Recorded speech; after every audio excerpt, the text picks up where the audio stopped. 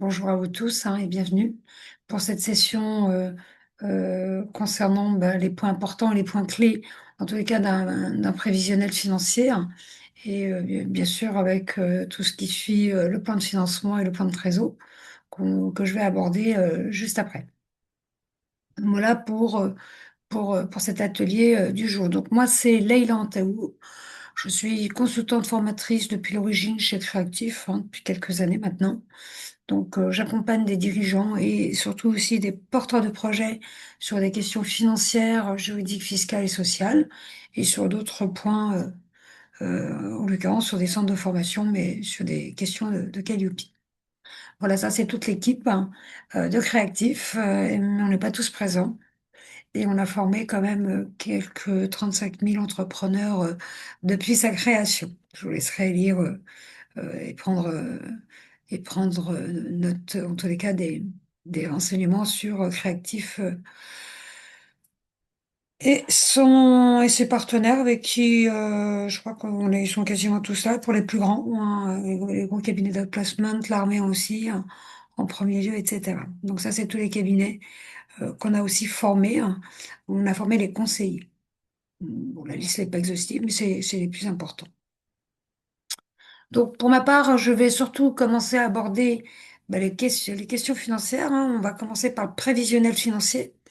Et qu'est-ce que veut dire le prévisionnel financier? Tout simplement, c'est ce qui va refléter, en tous les cas, oui, c'est ce qui doit refléter l'activité de l'entreprise sous les aspects financiers. Ça veut dire quoi? Tout simplement, quels sont ses besoins financiers, d'accord, pour pouvoir installer cette activité, démarrer sur cette activité. Quel est le chiffre d'affaires qu'il espère réaliser? Et bien sûr, quelles sont les charges qui vont être nécessaires pour réaliser ce chiffre d'affaires? Et bien sûr, un chiffre d'affaires ou un compte de résultat, c'est juste effectivement une photographie dont on parle, chiffre d'affaires moins les charges sur une année.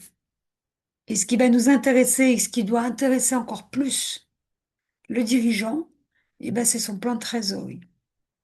Et d'ailleurs, au regard d'un banquier, c'est quand même ce volet-là qu'il va regarder avec minutie. Donc les rentrées et les sorties d'argent. Voilà ce que c'est que le plan de trésor. Je le développerai juste après. Donc c'est ce que doit contenir et d'autres éléments, mais c'est les principaux éléments nécessaires qui doivent apparaître sur un business plan. Un business plan est constitué d'études de marché, de l'offre, etc., mais surtout du volet financier.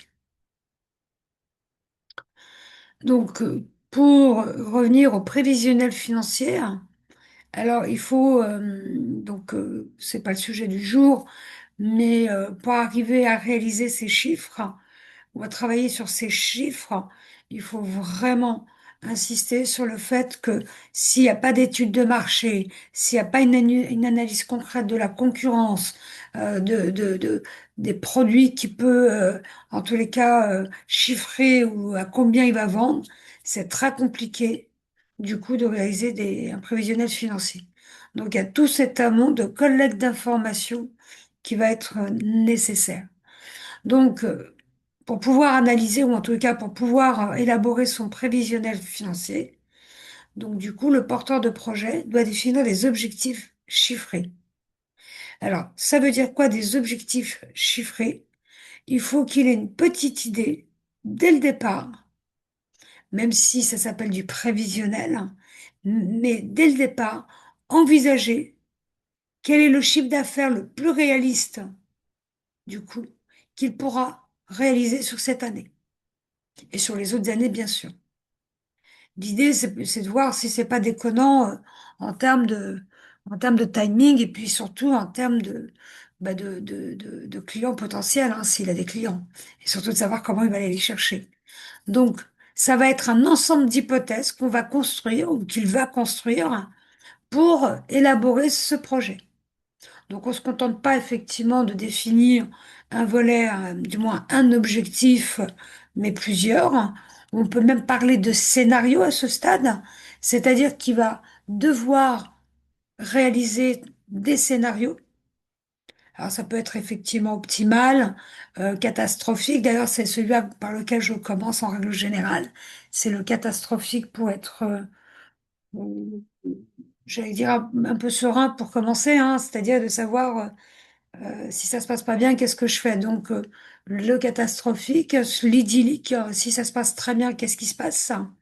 Et bien sûr, entre deux, bah, il y a le médian, le moyen, celui avec lequel peut-être on va plutôt piloter, hein, ou commencer à travailler sur ces chiffres pour le présenter aussi, bah, déjà me le présenter, hein, d'avoir une feuille de route pour pouvoir suivre l'évolution de mon chiffre d'affaires, mais surtout, et surtout peut-être, au banquier, qui lui va quand même le scruter dans tous les sens pour savoir si ce prévisionnel est cohérent ou pas. Donc, on va essayer de se projeter, et c'est ce qu'on va demander quand même aux clients en règle générale, de se projeter sur l'activité à 3 ans. Je fais une petite parenthèse. La semaine dernière, j'ai un client qui n'avait pas du tout, il avait envisagé de faire un projet, mais peut-être, oui, peut-être, oui, peut-être, je sais pas encore. Et alors son projet, c'était d'acheter des minibus et de les mettre en location. D'accord.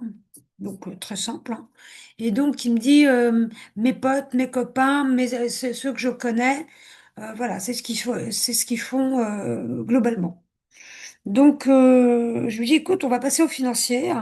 Dis-moi combien coûte un minibus. Et on y va, on construit comme ça un peu son prévisionnel, un petit peu à la volée, mais c'est relativement, faut un début. Donc, il me dit, voilà, ça coûte un minibus d'occasion entre les 20 et 25 000. Donc, je suis partie sur la fourchette basse volontairement et il en achète deux, voire trois, dès le départ. Sachant qu'il les met en location à 70 euros, c'est le tarif moyen entre 70 et 90 euros. Donc, on est parti sur la fourchette basse à 70 euros la journée de location pour ce type de véhicule avec toutes les assurances, des locaux, du moins des box pour sécuriser, pour les garer en toute sécurité, hein, etc. Avec tous les frais que ça peut générer. Et bah, pas de surprise, hein, la première année était déficitaire. Donc il me dit c'est normal. Je lui dis oui, ça peut être normal, mais le gros problème, c'est que et on avait passé un prêt bancaire, hein, parce que je lui avais demandé de faire un prêt bancaire. Du coup, je lui dis c'est que ton déficit ne paie même pas, ne rembourse même pas ton banquier. Alors en plus toi, tu me dis qu'à partir de fin d'année, tu es obligé de te verser un salaire parce que tu n'auras plus le droit, tu n'auras plus de prestations aux allocations chômage et plus rien. Donc, et si tu as besoin de 2 000 euros par mois, c'est que bah, c'est pas trois véhicules qu'il te faut, c'est peut-être plus. Donc, on en fait un quatrième. Et même avec le quatrième, ça fonctionnait pas. Alors, ça lui payait son salaire, mais ça ne remboursait pas l'emprunt, alors qu'il faut d'abord rembourser l'emprunt. On en a mis un cinquième, alors que ça commençait à s'équilibrer, mais comme je lui dis, mais là, je suis au max du max. Je fais de toute façon, les probabilités sont déjà, bon, on les a déjà atteints avec un chiffre médiocre.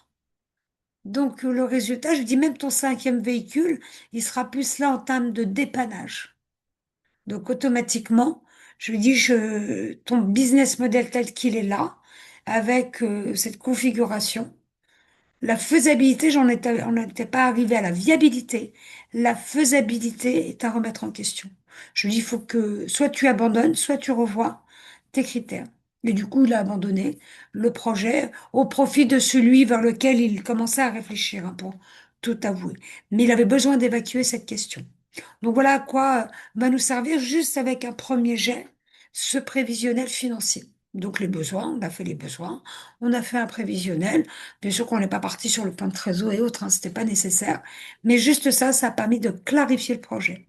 Donc c'est ça, bâtir plusieurs scénarios, hein. Donc on a fait 3 bus, 4 bus, 5 bus. Je dis là, on est arrivé au taquet, laisse tomber. Tu fais travailler tout le monde sauf toi. Voilà, globalement, à quoi ça sert aussi de faire ces scénarios?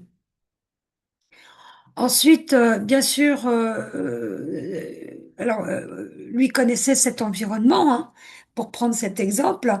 Mais c'est l'idée de faire revenir en disant, mais c'est pas raisonnable que tu puisses louer tous les jours, 360 jours, tes bus, du coup, alors que en les louant sur du 100% taux plein, hein, c'était ça, je fais, tu n'arrives même pas à rembourser ton emprunt. L'itération entre son business plan, c'est ça que ça sous-entend, c'est-à-dire qu'on revient sur la réalité de son positionnement et de son offre. Soit le minibus n'était pas adapté, soit tout simplement son marché, il était relativement biaisé par ce qu'il connaissait du fait que ces personnes qui avaient eux-mêmes des minibus et qui du coup faisaient cette activité plutôt à mi-temps, eux bénéficiaient d'un revenu. Et on peut dire que ce minibus était plutôt un revenu complémentaire. Donc l'itération, c'est vraiment de raconter une histoire.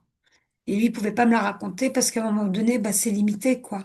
3, 4, 5 bus. Bien sûr qu'on aurait pu aller à 10 bus. Mais 10 bus, c'est pas le même boulot. C'est pas les mêmes investissements. Même s'il avait des apports financiers. Mais peut-être que c'est pas son envie, à un moment donné, de se retrouver à gérer 10 minibus. Voilà. Donc la cohérence va être importante aussi avec le porteur de projet.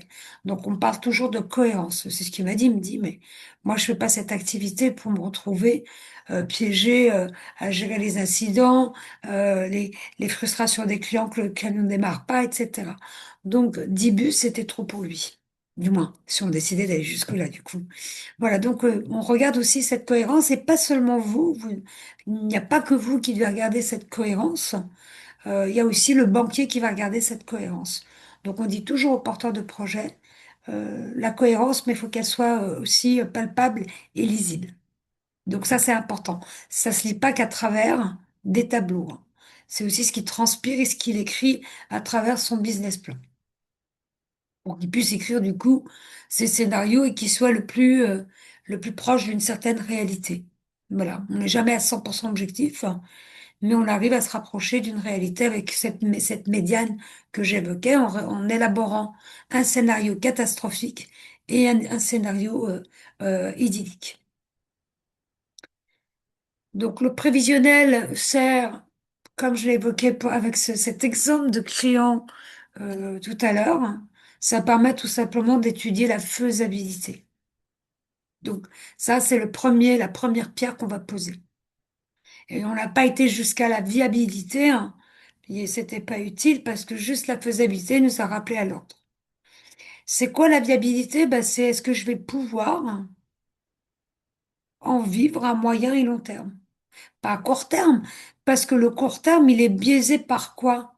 Au-delà de l'adrénaline, au-delà de l'enthousiasme, etc., il est surtout biaisé par le fait que bien souvent, le porteur de projet perçoit aussi des allocations chômage, ou a peut-être anticipé ou envisagé en tous les cas que la première année, il ne se verserait pas de salaire.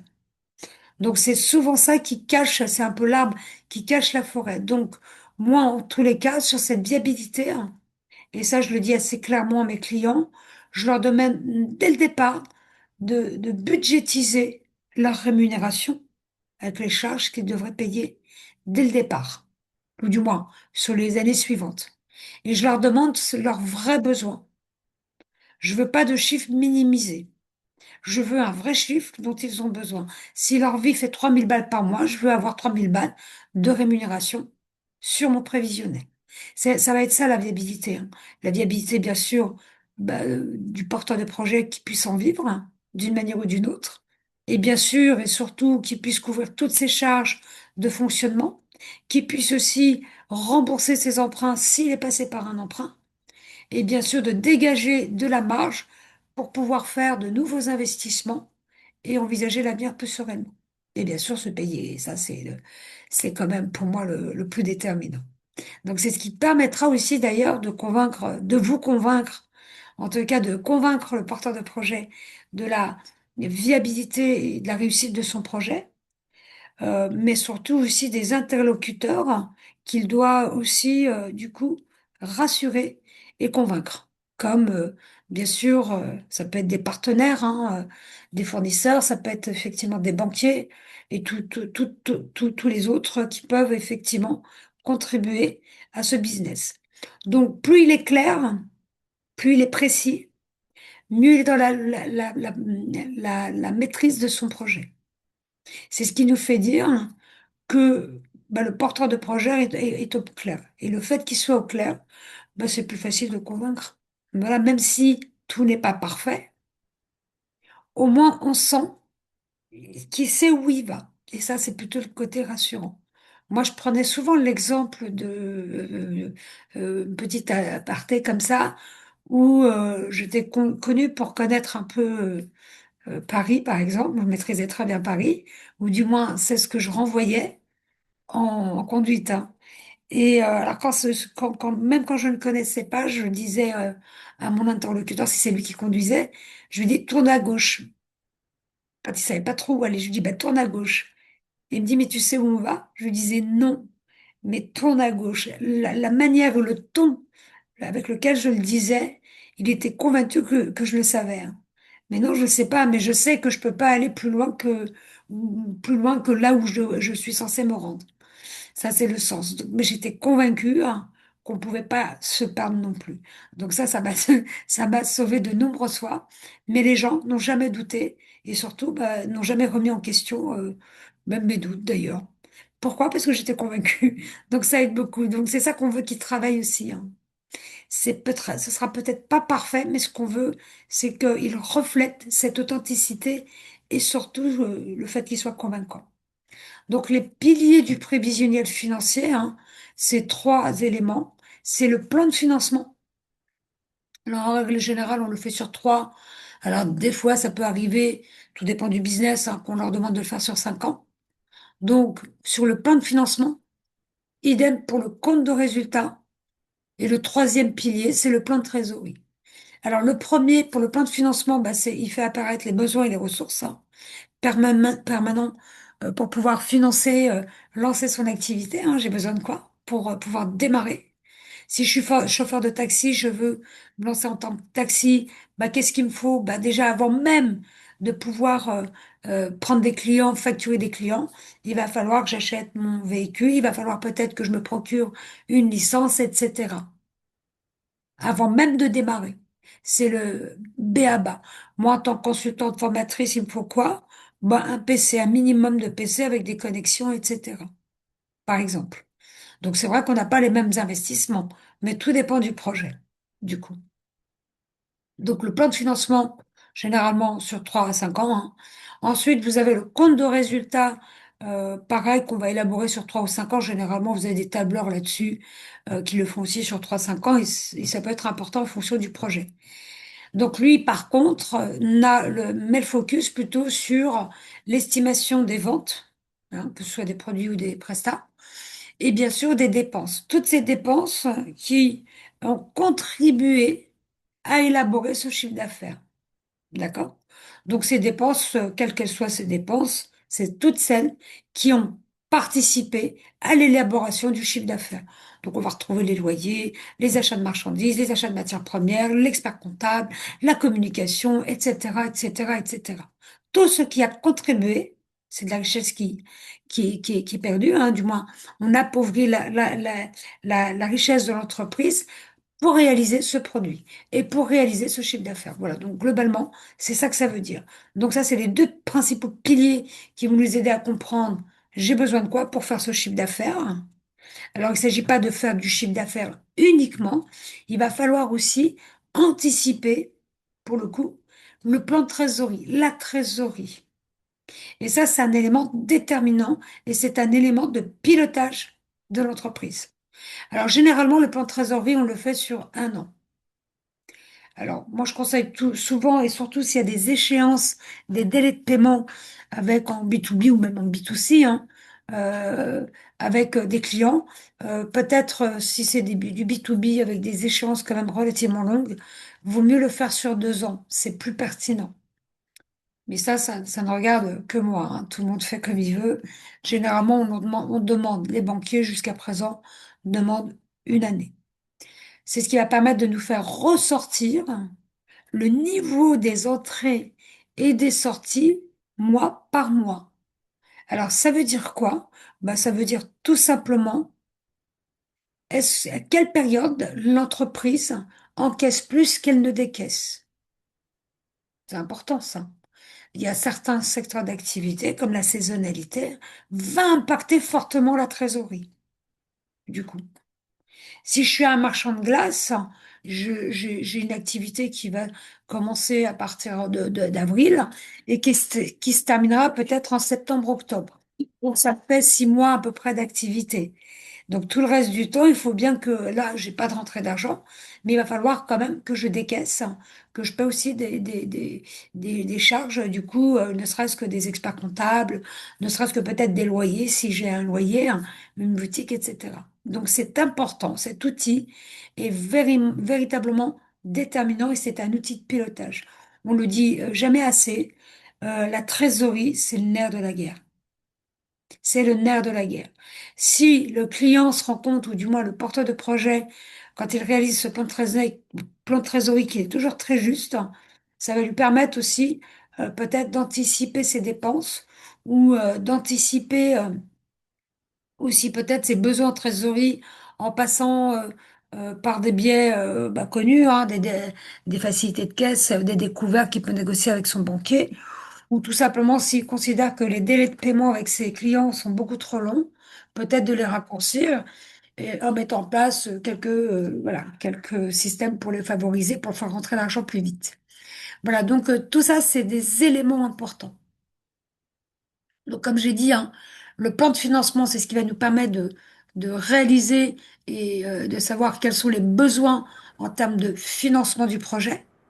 Donc ça part des frais de constitution des stocks si on fait des achats de marchandises et de la transformation, etc. Le besoin de trésorerie, hein, puisqu'on a parlé du taxi par exemple, lui va avoir effectivement, une fois qu'il a financé sa licence et son taxi, il va falloir un peu de trésor pour pouvoir payer ne serait-ce que ses fonctionnements, hein, son assurance véhicule, un peu de gasoil, en attendant de faire rentrer des sous. Alors si en plus il a un emprunt, il va falloir aussi l'anticiper et rembourser cet emprunt. Donc, c'est ce qui va nous aider à définir les besoins de départ et bien sûr définir les ressources. Donc, je veux ça, je veux ça, j'ai besoin de soi, j'ai besoin de soi, besoin de ça. Donc, de combien j'ai besoin pour pouvoir financer au final mes besoins. Donc, ça, c'est ma liste des courses pour démarrer, hein. J'ai besoin de ça pour démarrer, hein. Par exemple, là, je suis à 34 200 € et du coup, j'arrive avec un apport personnel de 28 000. Et bien sûr, j'emprunte 10 000 € pour couvrir tous ces besoins. Voilà globalement comment on va l'appeler le plan de financement. Alors, ça permet de voir déjà qu'est-ce qu'il me faut. Alors, c'est là-dessus où ils vont devoir travailler, hein. C'est vraiment ce dont j'ai besoin, à quel moment je vais en avoir besoin, parce que ça aussi, on les ramène un peu à la réalité, hein. Voilà, tu as besoin, voilà, si je reprends mon chauffeur de taxi, hein, il a besoin d'un véhicule, bien sûr, pour transporter ses clients. Et je l'ai eu en plus, cette typologie de client que j'évoque. Ce qu'il voulait acheter, c'était un Porsche Cayenne.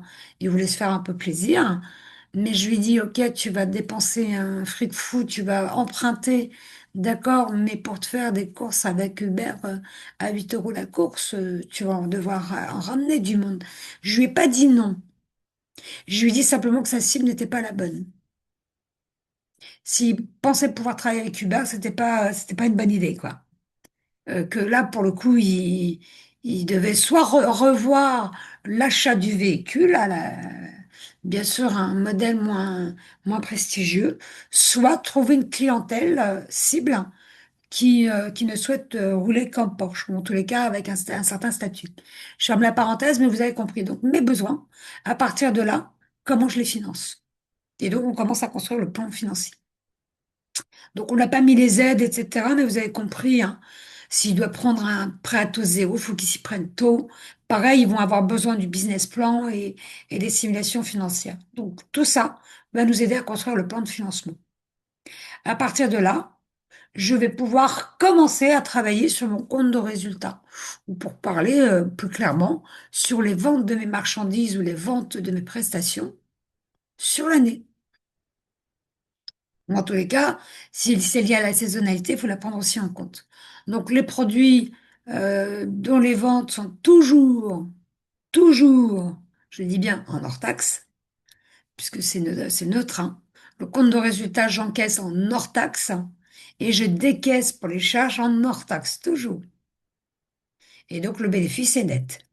Donc, soit le bénéfice, pardon, le résultat est net, soit c'est un bénéfice, soit c'est un déficit, une perte. Donc, un bénéfice veut dire j'ai fait plus, j'ai vendu plus de produits que de charges, et ça, c'est royal, hein, et ça, c'est tant mieux. Soit, effectivement, j'ai plus de charges que de produits, et là, je suis en perte ou déficitaire. La question, c'est de savoir si c'est normal ou pas normal. On peut parler de normalité quand on a une perte? Oui, parce qu'entre le moment de démarrer, la saisonnalité ou les paiements, etc., tardent à venir. Du coup, il y a de gros investissements. Bien sûr qu'on peut avoir plus de charges à supporter sur la première année, voire même des fois sur la deuxième année, quand il y a de gros investissements avant de pouvoir de trouver une régularité. Ça arrive, mais c'est lié au secteur d'activité, aux pratiques, hein, et que le porteur de projet a intérêt de le maîtriser. On a le droit d'être déficitaire à la condition de l'expliquer. Et que surtout ce soit justifié dans l'environnement dans lequel il évolue. Que ce soit une normalité dans cet environnement. Voilà, globalement, donc ça c'est important. Donc c'est du moins, tous les produits, hein, prestations et ventes de marchandises qui vont être intégrés à ce chiffre d'affaires. En tous les cas, qui va générer, je vais y arriver, du chiffre d'affaires. Donc, ce qui a été facturé et idem au niveau des dépenses. Tout ce qui a été engagé avec facture. Ça, c'est pas moi qui le dis, hein, c'est la loi. Donc, on s'intéresse pas, oui, je l'ai pas lu, mais je lis pas beaucoup mes slides. Et oui, oui, on s'intéresse pas pour le moment au décaissement, aux encaissements. Ça, c'est le plan de trésorerie. Le compte de résultat, c'est le chiffre d'affaires moins les charges. Voilà, il se présente de cette façon, il peut avoir notre format, mais globalement, voilà, on met le chiffre d'affaires moins toutes les charges. On retrouve ici total des charges. Et la différence entre les deux génère un résultat avant impôt, qu'on appelle aussi vulgairement le racaille. Donc ce résultat avant impôt va générer en principe de l'IS, ce qu'on appelle des impôts sur la société. Et une fois que l'entreprise s'est acquittée de ses impôts, va rester un résultat net. Résultat net après impôt. Donc ensuite, on va calculer, bon, c'est pas le sujet, mais c'est quand même un point important, puisque j'évoquais tout à l'heure le remboursement du banquier, hein. Le banquier, lui, va s'intéresser à la CAF. Pourquoi? Parce qu'on voit que c'est pas le même prix. Du moins, on voit que c'est pas le même chiffre, pardon, le même montant. Là, on est passé de 17 000 à 21 000. Qu'est-ce qui a fait la différence? C'est-à-dire que fiscalement, l'entreprise a généré 17 000 euros de bénéfices après impôt, mais fiscalement, ou du moins sur son compte bancaire, hein, il apparaît un gain de 21 000 euros. Pourquoi? C'est tout simplement les investissements de démarrage, hein, du porteur de projet, hein, tout ce dont il avait besoin. Ça a généré des immobilisations. J'entends du bruit, pardon. Ça a généré du coup des immobilisations qui ont généré des amortissements. C'est l'usure. Au fait, l'administration fiscale nous autorise, du coup, hein, avec un tableau, c'est parfaitement cadré et réglementé, hein, de déduire, d'accord, l'usure, qu'on appelle dotation aux amortissements. Voilà. J'ai fait des investissements, des immobilisations, qui ont généré des amortissements, donc de l'usure, qu'on m'autorise à déduire et à pratiquer comme charge. Donc, ce qui fait que j'ai le droit de le déduire de mes impôts, puisque c'est une charge. Donc ça a gonflé mes charges. Donc ce qui fait que j'ai payé moins d'impôts. Mais par contre, cet argent, les 4 000 euros de dotation que vous voyez, ne sont jamais sortis de mon compte bancaire. Et c'est ça que le banquier va regarder, du coup. Pourquoi? Parce que c'est ce qui va permettre de rembourser le prêt bancaire. Et généralement, la pratique, alors il y a d'autres pratiques, mais je vais rester c'est 50% de la CAF qui doit rembourser le prêt bancaire. En clair, pour la faire simple, si mon client doit rembourser 20 000 euros par an et que je regarde la CAF, elle est à 21 000 et que le banquier dit il faut qu'il y ait au moins 50% de cette CAF qui rembourse le prêt, Et ben, c'est-à-dire 21 000, c'est 10 500 balles. Et le client doit rembourser, du moins le porteur de projet doit rembourser 20 000 balles. Et ben, on est hors champ, quoi, on est hors clou, hein. Ça passera pas, son dossier ne passera pas. Donc, soit il revoit les modalités, ou du moins la durée de l'emprunt, mais on peut pas non plus la faire à une âme, ou alors de revoir peut-être ses investissements à la baisse. Donc, ça nous oblige aussi à revérifier certains points. Donc, c'est là où ça peut coincer. D'où la nécessité de faire ce compte de résultat. Donc, on est bien d'accord, je ne sais pas pourquoi je suis revenue, bah voilà, je l'ai évoqué un petit peu plus tôt, hein. Donc, du coup, le plan de financement sur les 3 ans vont nous permettre non seulement d'identifier les besoins, ainsi que d'évaluer le besoin en fonds de roulement, c'est-à-dire les charges constatées, hein, bah, c'est pas constatées d'avance, mais les charges de fonctionnement et qui vont devoir être couvertes parce qu'il faut continuer à payer, hein, hors champ de la trésorerie, hein. Et bien sûr, les nouvelles ressources que l'entreprise va générer, hein, grâce à son bénéfice, etc., ou ses augmentations de capital, s'il y a augmentation, mais c'est rare dans les premières années, hein, ou du moins la première année, c'est relativement rare, hein, mais surtout cette capacité à l'entreprise de créer de la richesse et de rembourser les emprunts. Donc voilà comment est faite la mécanique. Avant d'arriver, bien sûr, ensuite, donc ça c'est le plan de financement, hein, qu'on retrouve ici, hein. Donc je vous laisse, j'ai pas grand-chose à dire, c'est le même qu'on l'a vu tout à l'heure, hein. Donc là, c'est pareil. Du coup, on a évoqué le plan de financement, on a évoqué le compte de résultat, et maintenant on est sur le plan de trésorerie. Donc c'est celui qui vient compléter et qui vient vraiment, euh, je dirais presque, c'est un des outils, hein, qui nous permet de savoir la viabilité du projet. C'est celui qui nous permettra réellement assez rapidement de voir la viabilité du projet. Donc, le plan de trésorerie, par contre, lui, comme je l'ai dit, hein, c'est les entrées et les sorties, hein, en termes d'argent, monnaie, hein, de virement, d'espèces, hein, tout ce que vous voulez, mais c'est des sous, hein, c'est de l'argent. C'est d'une nature, j'ai parlé du numéraire, pardon. Donc, ce sont les entrées et les sorties ou les encaissements, les décaissements, pour reprendre le terme aussi, hein. Et lui, il est toujours en TTC. Le compte de résultat est toujours en hors taxe. Par contre, le plan de trésorerie est en TTC, hein.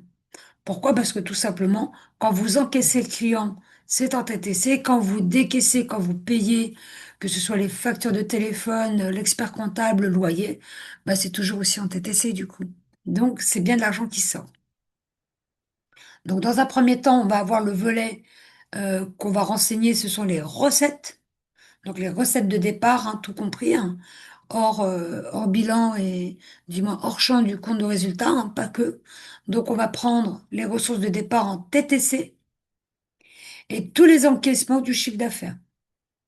Donc les ressources de départ, c'est l'emprunt, c'est les apports que vous donnez, c'est tout ce qui rentre hors champ du chiffre d'affaires, du moins, ce qu'on appelle tout ce qui est lié au bilan.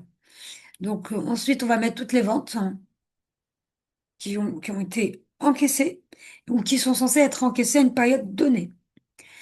Idem pour les dépenses. On va retrouver toutes les dépenses initiales en TTC qu'on va retrouver sur le plan de financement. Oui, Muriel, je laisse le soin après à Sacha d'en parler. Je termine et puis vous aurez le droit à vos questions. Donc les dépenses, c'est toutes les dépenses du coup du plan de financement initial et les décaissements, c'est tout ce qui est lié bien sûr aux charges de fonctionnement du compte de résultat. Pareil, hein, je paye mon téléphone, TTC, je paye l'eau, l'électricité, etc. Tout ça, c'est du TTC. C'est ce que je décaisse de mon compte. Et bien sûr, entre les deux, ce qui reste, on appelle ça un solde. Donc, comment on compte le solde? Eh ben, c'est les recettes moins les dépenses, du coup. Et on se retrouve avec le solde en fin de mois. Donc, le 31, là, on va arriver sur la période du 28 février, hein, fin de mois. Au 1er mars, on va se retrouver avec la même somme approximative, hein, mais la même somme que fin de mois. Et on va démarrer avec un solde, du coup, positif, on se souhaite, hein. Au 1er mars, on va démarrer avec un solde. Et à nouveau, on va encaisser. et on l'espère encaisser, et en même temps, on va décaisser. Tu vas nous redonner en fin de mois un nouveau solde, sachant que d'un mois sur l'autre, ben, c'est pas le même rythme. Il n'y a pas la même rentrée d'argent. Il n'y a pas les mêmes sorties. Hein. Quand j'ai des salariés, ben oui, tous les mois, les salaires vont sortir, mais en réalité, les charges sociales, c'est par trimestre que je les paye, par exemple. Donc, il y a des choses comme ça que je dois prendre en compte.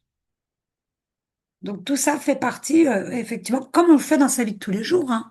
On fait pareil, hein, dans sa vie, je vous signale, en tant que salarié ou en tant qu'individu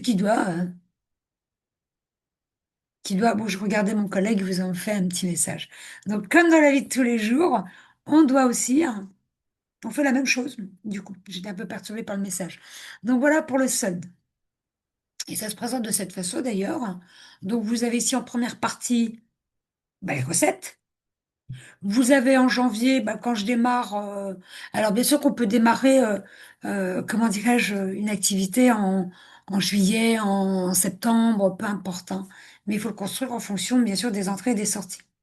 Donc là, en janvier, on constate que, eh ben, il a, en tous les cas, encaissé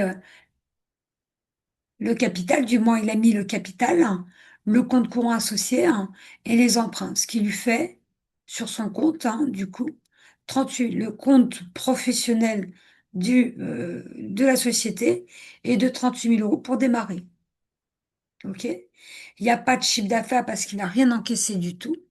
D'ailleurs, il n'a rien encaissé non plus au mois de février et il se retrouve avec un début de trésorerie, un début de solde, mais ça s'appelle un début de trésorerie de 10 634. Ben, qu'est-ce qui s'est passé entre janvier et février où il a encaissé 38 000 du coup, et il se retrouve avec un début de trésorerie de 10 000. Ben, il faut regarder du côté des dépenses. Voilà, donc vous avez toutes les dépenses hors exploitation, hein, c'est tout ce que j'ai, c'est le remboursement, c'est le seul moment où on verra le remboursement de l'emprunt. Parce que sur le compte des résultats, ça n'existe pas. On ne peut déduire que les intérêts. Vous l'avez compris, hein, c'est la CAF qui rembourse l'emprunt. C'est une fois qu'on a payé tout le monde qu'on va regarder s'il reste des sous pour rembourser l'emprunt. Donc là, par contre, le plan de trésorerie nous dit, bah, tous les mois, je rembourse. Je suis prélevé de mon compte bancaire. Hein. Donc ça, c'est toutes les dépenses. Donc dans les dépenses, j'ai bah, mon outil de travail, hein, mes immobilisations TTC. Je me suis payé l'outil de travail. J'ai ensuite bah, dépensé des achats de marchandises, du coup. J'ai ensuite payé les salaires, la rémunération aussi du dirigeant, les quelques cotisations, etc. Donc, ce qui fait que sur ce mois-ci, hein, j'ai dépensé 27 366 €. Mais je trouve que j'avais bien 38 000 € sur mon compte. Mais une fois que je déduis les 27 000, il me reste 10 634. Donc, en fin de mois, j'ai bien 10 634 que je vais retrouver en février. Ici, hein, comme vous pouvez le voir sur les recettes, les 10 000. Mais comme j'ai rien encaissé hein, au mois de février, par contre, en février, j'ai bien décaissé encore des sous. Hein. J'ai bénéficié, pardon, d'un remboursement de TVA qui est pas énorme, hein, de 146 balles, hein, 46 €, pardon, ma vérité quand même. J'ai fait encore des achats, j'ai fait encore des dépenses parce que les salaires, il faut les payer. Hein. Ce qui fait que, du coup, j'ai dépensé 7 352 €, mais ça va, tout va bien. J'avais quand même en trésorerie 10 000. D'accord? Mais en fin de mois, je me retrouve avec une trésorerie de 3 282, ce qui n'est pas énorme. Et je repars avec 3 282 en mars. Par contre, à partir de mars, j'encaisse des clients, 12 054. Par contre, je dépense encore de l'argent au mois de mars, en principe. J'ai encore dépensé 11 000 € d'achat de marchandises, ou d'achat, pardon, variés, hein, tout loyer, etc., ou les achats de marchandises, etc. Tout ça, je les ai comptabilisés, tout ce qui sort hein, tous les mois. Ce qui fait que j'ai 14 000 € de dépenses. J'ai plus de dépenses que de recettes. Bon, ça va, tout va bien, j'avais quand même un peu de trésorerie. Mais une fois que j'ai plongé, du moins, une fois que j'ai effectivement payé toutes mes charges, il me reste plus que sur mon compte bancaire 874. Ça devient quand même assez critique. Mais on va dire que tout va bien. À partir des autres mois, je commence à gagner des sous en maîtrisant un peu plus mes sorties d'argent. Donc voilà ce qui nous fait dire que l'activité, en quoi le plan de trésorerie est important et opportun de le construire. Donc quelques conseils hein, pour construire. Dites à vos clients, ou en tous les cas, de faire des devis, de pas hésiter à faire des devis, de consulter des catalogues, etc., pour commencer à construire ce prévisionnel, ce plan de financement. Donc, les types de besoins d'un côté et le financement habituel, je ne vais pas revenir là-dessus, hein. Sur les besoins, c'est tout ce dont il a besoin pour y mettre, du moins pour lancer son activité et les financements habituels, bah, c'est de voir bah, ses besoins, hein, ses apports déjà, puis bien sûr, est-ce qu'il peut faire appel après à un prêt à taux zéro, du microcrédit.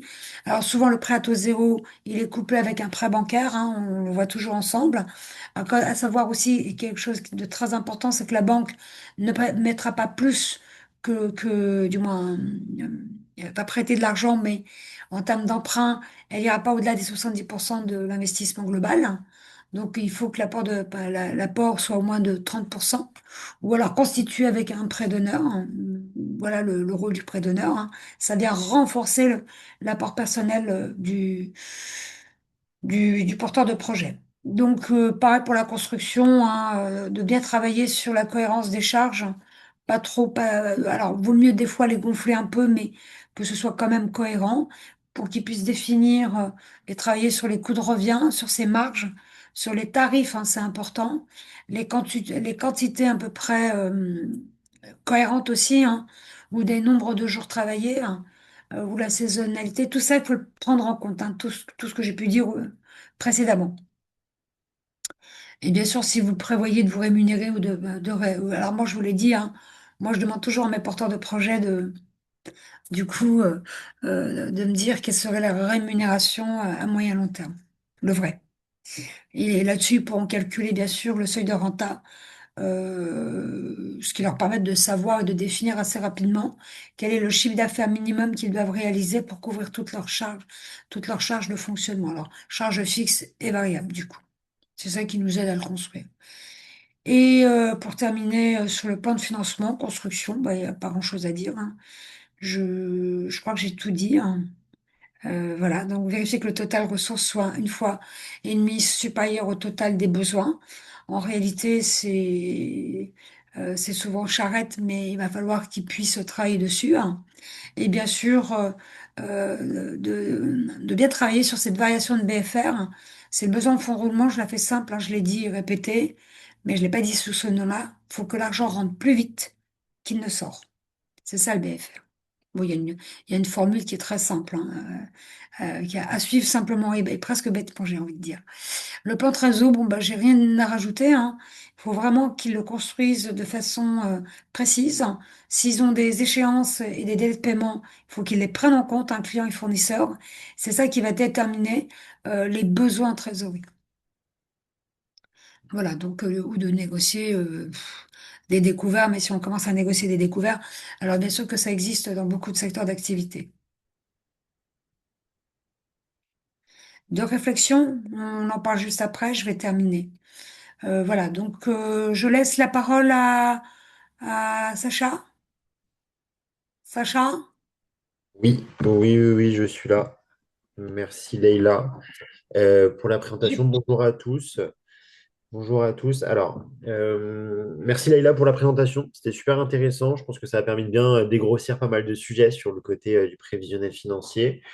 Et puis bah, montrer l'importance justement de la construction de celui-ci. Et puis bah, pour montrer aussi que c'est pas une fatalité en soi, mais c'est un vrai outil un petit peu bah, stratégique hein, pour le coup, parce que c'est ça qui permet de réalimenter la stratégie de notre business model, du business plan dans sa globalité. Donc, d'où l'importance de bien maîtriser aussi ces sujets-là. Donc, moi, je suis Sacha, pour ceux qui ne m'ont pas encore vu. Je suis conseiller en création d'entreprise aussi chez Créactif depuis un petit moment. Je suis là plutôt pour vous présenter un petit peu ce que fait Créactif dans la globalité. Je vois qu'il y a eu une petite question, notamment sur les réformes du CPF, etc. On pourra un petit peu en discuter également.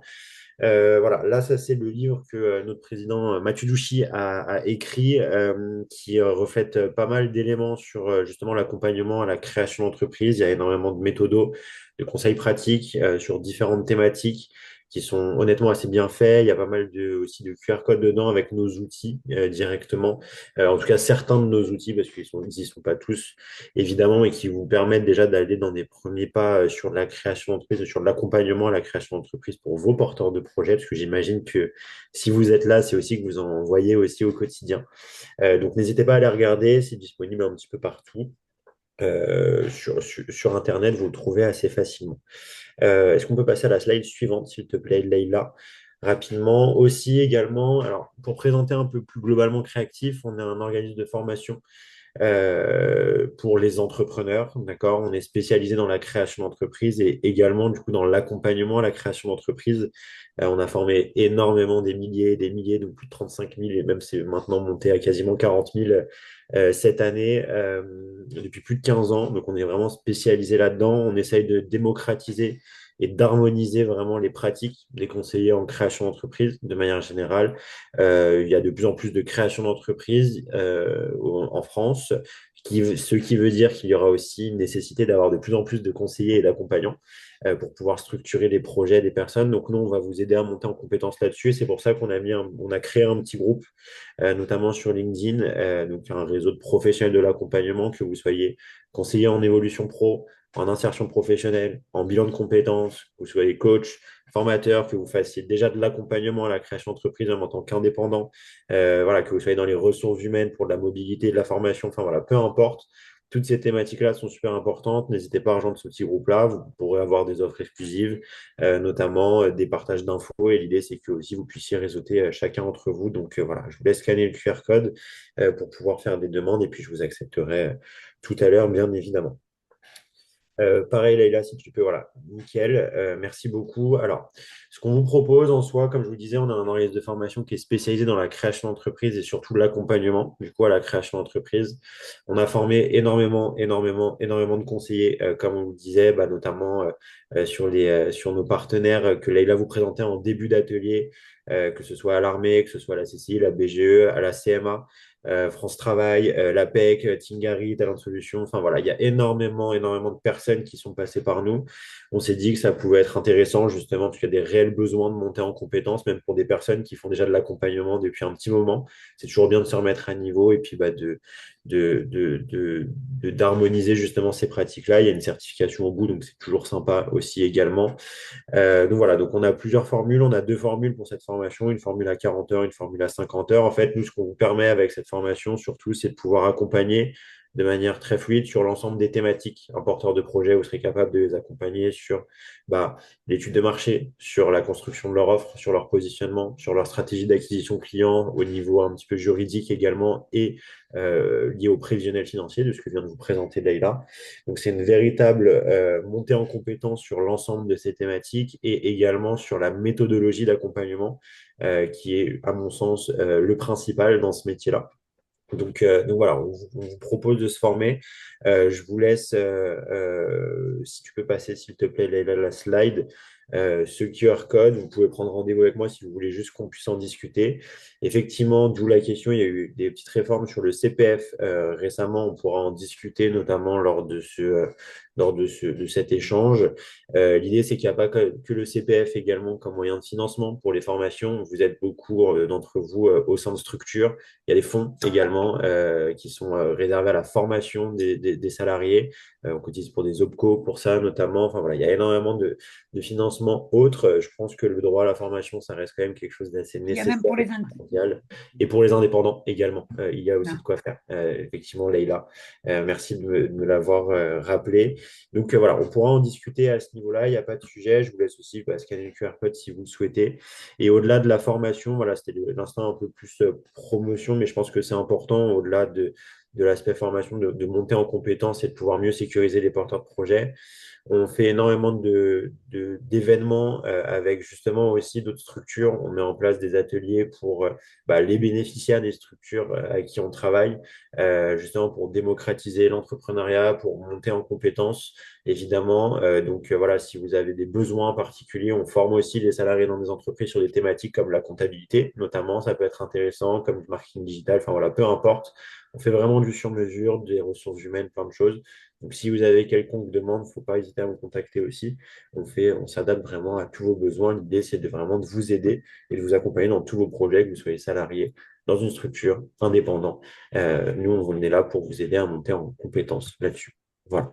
Il y a quand même Henri qui a dit demander à son employeur de financer une formation à la création d'entreprise est assez théorique. Alors, c'est pour ça qu'effectivement, j'ai bien rajouté et précisé que déjà, on peut être salarié d'une structure, être dans le domaine de l'accompagnement, rencontrer des porteurs de projets, et auquel cas, la formation accompagnée et conseiller les créateurs d'entreprise, ben, on n'est pas sur de la création d'entreprise, mais sur de l'accompagnement à la création d'entreprise. Donc, vous pouvez solliciter vos employeurs pour ça, premier point. Deuxième point, toutes les thématiques de la création d'entreprise, il y a de la compta, il y a du marketing, je sais pas, il peut y avoir plein de domaines de thématiques transverses qui sont aussi retranscriptibles dans le salariat. Donc voilà, on fait aussi ce genre de choses-là. On est sur un organisme de formation, c'est de la montée en compétences aussi avant tout, plutôt que de la création d'entreprise à proprement parler. Donc il y a pas de sujet là-dessus. Voilà. Alors, une C'est petite pas ajouter autre question chose. aussi c'est toujours de Henri, je crois. Euh, Oui. Va-t-il proposer un atelier de réflexion? Est-ce que Créative va proposer un atelier de réflexion? Bon, je ne sais pas trop ce que ça sous-entend. Alors moi non plus, je ne comprends pas bien la question. Le principal, je pense, c'est qu'on puisse peut-être plus en échanger en individuel. Si vous avez des questions, on peut peut-être s'appeler. Et puis voilà, je peux. Ouais, mais je sais qu'il y a peut-être un rapport avec le CPF, mais effectivement, le CPF, aujourd'hui, bon, on applique, hein, comme on a l'habitude de faire. Voilà, c'est ça. Le principal, c'est de s'adapter. Nous aussi, on est en pleine période d'évolution, de transition. On ne sait pas encore trop ce que ça va donner. Donc, un atelier réflexion, c'est un petit On peu. subit, ouais. Voilà, exactement. On subit, mais Exactement. c'est exactement tout le sujet du jour, en réalité. C'est-à-dire, là, on parle d'un entrepreneur qui est Mathieu, qui est créatif, hein, c'est une entreprise. Mhm. Mais c'est exactement pareil et exactement la même chose qu'on demande à nos porteurs de projets. On leur demande de vraiment se projeter, hein. Qu'est-ce qui se Mhm. passe si, ben voilà, scénario catastrophe, qu'est-ce qui se passe? Comment on s'adapte, effectivement, c'est On important. s'adapte. Il l'a dit Darwin. Moi aussi, je le dis d'ailleurs. C'est pas de tout repos, mais c'est ce qui est passionnant. Je te laisse. Exactement. Exactement. Ah, pas de sujet, merci beaucoup, Leïla. Effectivement, c'est important, on subit, oui, après, il faut s'adapter et c'est le principe aussi de l'accompagnement. L'idée, c'est de rendre autonome un porteur de projet, c'est pas de simplement de lui donner des réponses, c'est pas, voilà, on n'est pas un consultant, on propose des livrables, voilà, on lui inculque une façon de réfléchir, une réflexion. L'idée, c'est que l'accompagnement, c'est de l'autonomie après par la suite, parce qu'il faut que le porteur de projet puisse se débrouiller aussi tout seul quand il est plus accompagné en tout cas. Donc voilà, c'est surtout à ce niveau-là et d'où c'est l'importance de s'adapter, d'être constamment en mouvement et d'être alerte sur tous les événements de marché comme celui-ci, notamment liés au CPF. Voilà. Voilà, mais je terminerai par dire, moi je dis toujours à mes clients, c'est pas moi qui fais le taf, hein, c'est vous. Exactement, mais c'est vrai, c'est vrai. Faut rendre les porteurs de projets vraiment maîtres et de leur destin là-dessus aussi. Voilà, on est un guide, effectivement. Merci beaucoup à vous.